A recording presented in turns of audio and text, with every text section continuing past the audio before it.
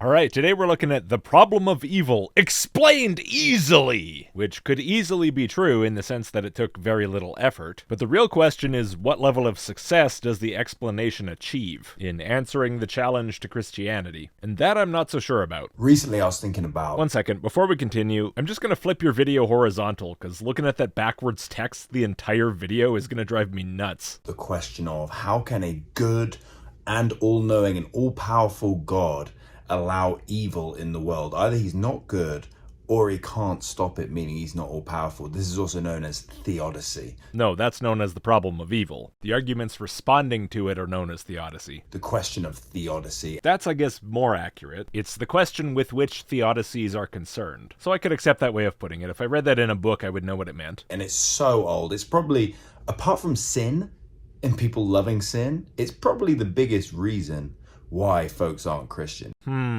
Both of those seem incredibly difficult to quantify at best. But I guess that's not really a big concern. I mean, does anybody really think that the Christians care at all about establishing that people are Christian just because they want a sin thing? Evidentially? No, I don't think that's a priority. Now, the problem of evil, something at least akin to it, from what I've heard, does come up as sort of an initial crack in a lot of people's beliefs. People have told me this about their deconversions. How intellectually rigorous that is, as opposed to emotional, I suppose varies. How common it is, as opposed to other starting points of deconversion. Who knows? I really don't think there are numbers on this anywhere. I could be wrong, but I don't think I've ever heard of them. And if they were based on self-reports and surveys for a question like this, would they be that accurate? I don't know. It's hard to say. But again, whether this is true or not, I don't think is the point of any of this. The point, I think, is that it just seems more emotionally compelling to a lot of Christians, despite the fact that the actual problem has nothing to do with emotion at all. It's probably the biggest reason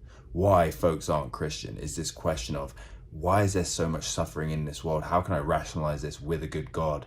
How dare he let this be? Okay, see, again, that's the confusion I was just talking about. You went from what sounded like an intellectual thought. Why is there suffering, and how can I reconcile that with the existence of a good God? That's as neutral of a thing as trying to reconcile the fact that the clock is right with the fact that the power went out. It's just a little thinky thing, like, that's an interesting question. I wonder why that is. But then from that you leap to, how dare he? Injecting emotionality into it that simply doesn't need to be there. Oh, the power went out, but when it came back on, my clock was still right. How could you, clock? I trusted you! What? And it got me thinking, because the disciples struggle with theodicy. They struggle with this question. When Jesus died on the cross, they said, we had thought he was the Messiah. We had thought he was God, as he said he was, as he claimed to be. He claimed to be the way, the truth, and the life. He claimed to be living water. He claimed to be... You've already said what your point is. He said he was God. I don't need this list. What is this adding? the bread of life, but after what we just saw, he can't be. Okay, but that's not the problem of evil. That's just saying if this guy is God, then how the hell did he die? Seems a bit inconsistent with him being the all-powerful, invincible creator of the universe. And okay, you might have a response to that. I understand there's lots of responses to that, but if you respond to that, you're not responding to the problem of evil. We had thought he was the Messiah. We had thought he was God. After what we just saw, he can't be. God can't be who he says he is because we just saw the suffering of Jesus Christ. We just saw the suffering of the innocent. Okay, this is going to take me a second, actually, because you've just potentially said 4 different things. Now, first, what you literally said here was God can't be who he says he is, and then the reasons you gave were because of the suffering of Jesus and because of the suffering of the innocent. However, in context, you were just talking about them becoming unconvinced that Jesus was who he said he was, that Jesus was in fact God. So the 4 things you could be interpreted as saying are, they became unconvinced that Jesus was God because he suffered. They became unconvinced that Jesus was God because the innocent suffered. They became unconvinced that God was who he said he was, which I assume means they became unconvinced that God is all good because Jesus suffered. And lastly, they became unconvinced that God is all good because the innocent suffered. The last 2 actually somewhat approach the problem of evil. The first 2 don't. So number 1, he can't be God because we saw him suffer. Obviously not the problem of evil. That has nothing to do with the compatibility of the reality of objective evil in Christian belief with the reality of an all-good, all-powerful, all-knowing God. This question is about whether God can suffer, and perhaps whether he would actually allow himself to suffer. The question is if it's possible for God to be incarnated into this man, if it's possible for him to suffer. Completely different question, has nothing to do with what you said the video's about. The second one is Jesus can't be God because we saw the innocent suffer. Again, nothing to do with the problem of evil. There's a good chance that functionally this is exactly the same statement as the other one. It depends on your version of Christianity, but in some versions of the Christian mythology, Jesus was literally the only innocent person ever. Sometimes they toss Mary in there too, and sometimes they make even more allowances, like babies and stuff. But if it's just Jesus, then this would have been literally the only time they ever saw anyone innocent suffer. Now to the ones that are closer to the problem of evil. God can't be good like he says he is if Jesus suffered. Well, so it is about the compatibility or lack thereof of an instance of what Christians would consider evil with the goodness of God, but it's restricted to only this specific instance. I suppose that could be good enough to get the point across. All it takes is one example of actual objective evil, I guess. It is odd, though, that this didn't seem to come up in relation to any other evil. Presumably, this would not be the first instance of evil they'd seen, but maybe they just thought of it. Maybe this event was just bad enough to make them finally use their heads. And then finally, God can't be good like he says he is because we just saw the innocent suffer. This gets the closest, although still not all the way, to being the general problem. Talking about it in principle as a generality rather than just with regard to one specific event. But that's assuming these people would be making allowances for people other than Jesus to be innocent, and the way that you phrased it kind of leaves that up in the air. And this is really at the heart of this question of theodicy, is how can the innocent suffer? We can kind of rationalize a murderer getting his comeuppance and getting killed himself, for example, but Jesus Christ is innocent. Why do bad things happen to good folks? Good and innocent meaning, I assume, sinless. Alright, okay, so you do allow that other people other than Jesus can also be innocent. Okay, and was that the case at the time, when the whole Jesus dying stuff was going on? Or does that only apply to people who accepted Jesus later and got cleansed of their sins or something? Or I'm not asking rhetorically, I mean, I know it's a video, you can't reply to me, but I don't know the answer you think is correct, and it seems relevant to this part of the video. And they struggle with this question so much so that they had to completely re-rationalize and strip down their idea of God.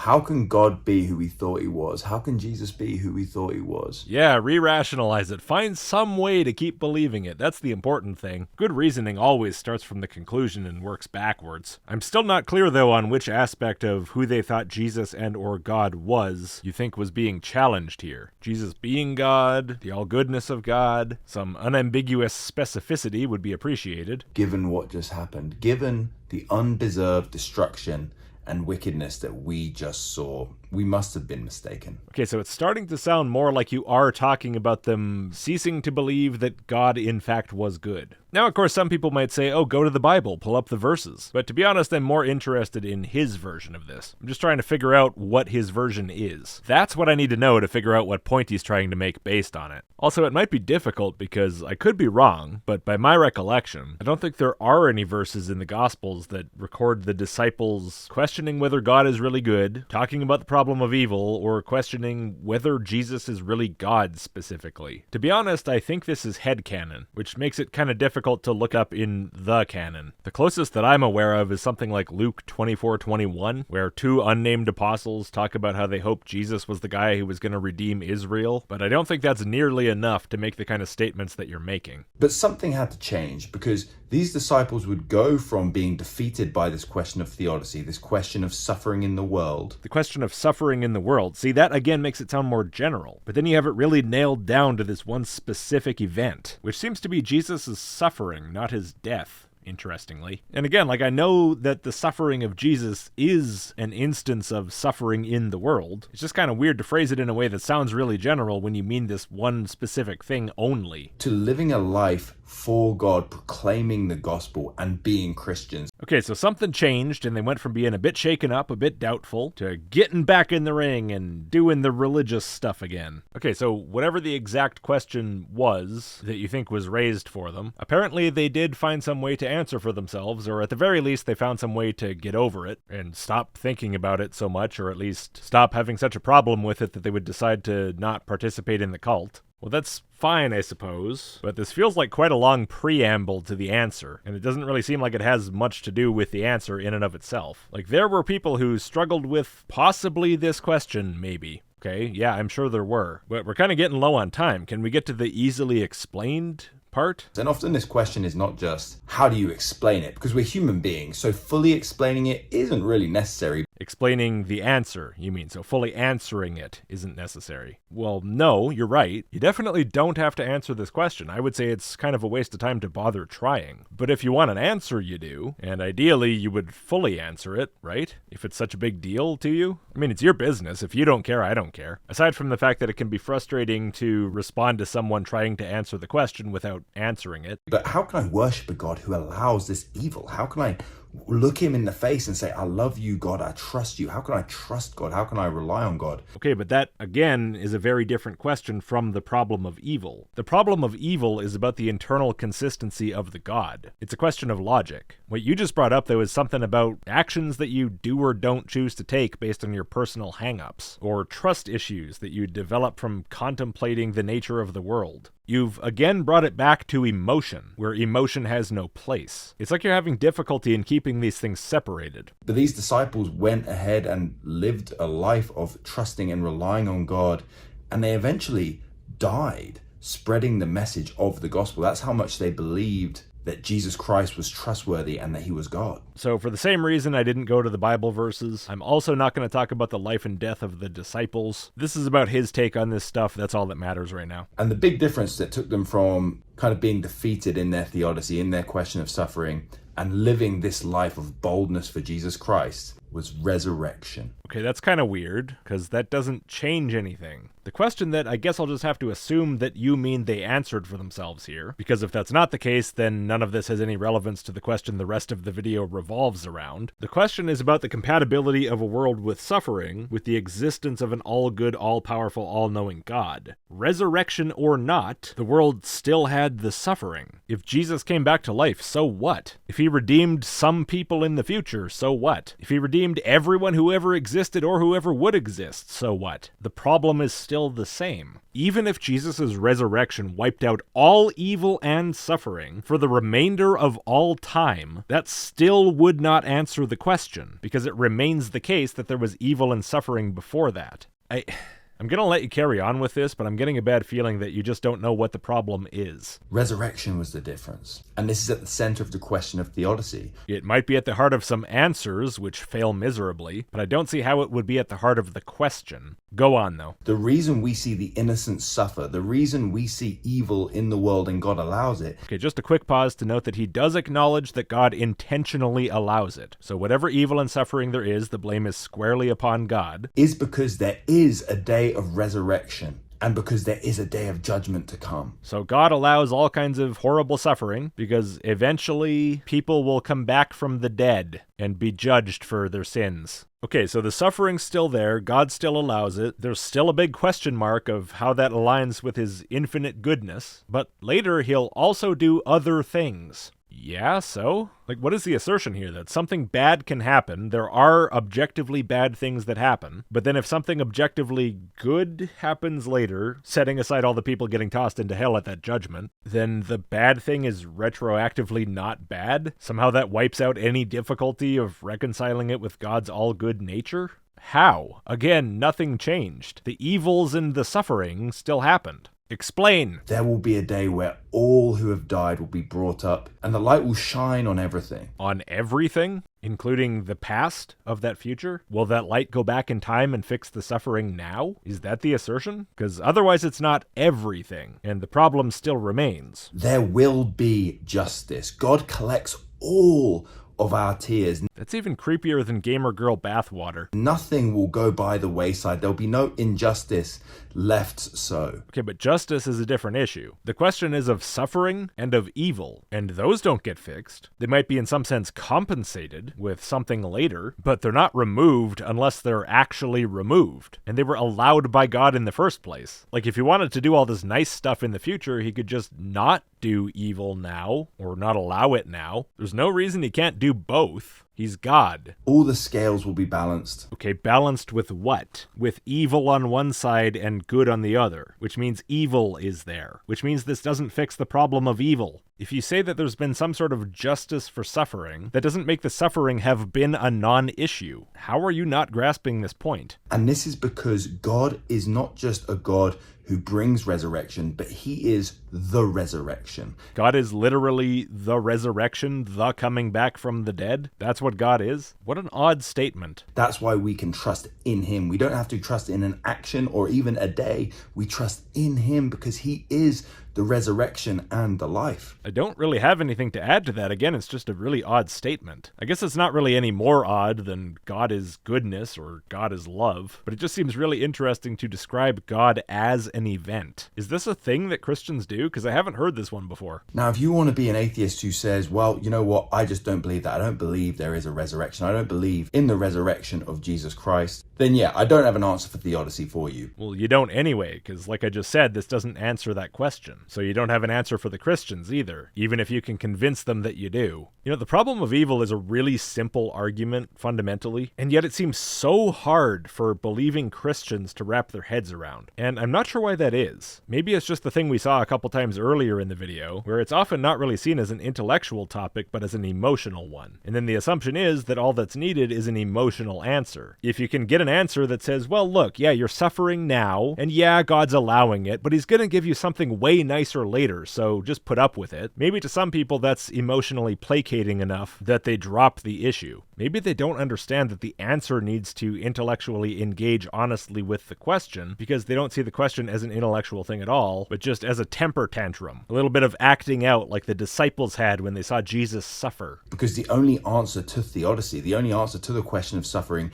is the specific person of Jesus Christ, is the God of the Bible. It's not a deistic God who doesn't care about us, who's far off. Actually, assuming that not caring about us also means not being all good, that would solve the problem. The universe could be objective evil stuff from top to bottom, and that would in no way conflict with the characteristics of that God. It really is remarkable just how little you seem to be grasping the point. When you think about a solution to the problem of evil, what do you think that means? Do you think that means there's evil here, and that's a problem? How am I going to solve it by getting rid of it? No, that's not what this is about. It's not that kind of problem. No, it's the person of Jesus Christ who came down on the cross, died for our sins, suffered with us, became suffering himself, became sin and death himself. Jesus transformed into sin and transformed into suffering and transformed into death all at once. Not a dead guy, but death. You have a talent for making abnormal sentences out of normal words. By the way, this video has become boredom. Is it going to become endingness soon? And then resurrected.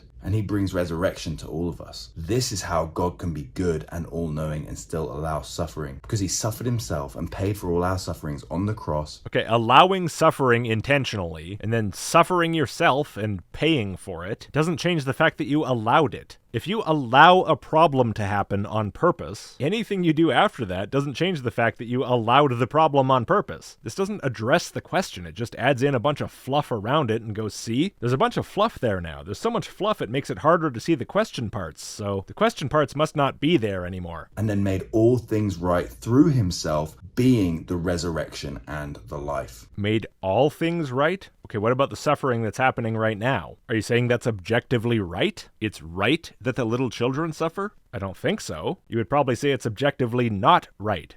It's objectively bad. It's objectively evil. You're a Christian, I assume that's your position. Objectively evil things didn't cease to be evil when Jesus died, right? Nor did objectively evil things stop happening. They still happen to this day, right? So no, he did not make all things right, even within the Christian worldview. No matter how much you say it, you don't even believe that's true. So what's your answer? Now we know him not only as a God who identifies with our suffering, but he himself is the cure, is the fix, is the answer. Okay, obviously not, because it's still there. When you fix a problem, the problem gets fixed. But let's say that were the case. Let's say Jesus died and all of a sudden, everything was perfect, everything was right, objective evil and suffering did die on the cross, and everything was wonderful. From that point forward, suffering was no longer a problem for the people. Okay, that still does literally nothing to address the philosophical problem, because the philosophical problem is, why was there a problem to solve at all? How is that consistent with the God as described? That's the problem. You made a video to answer a question where you don't even know what the question is, which with this particular question happens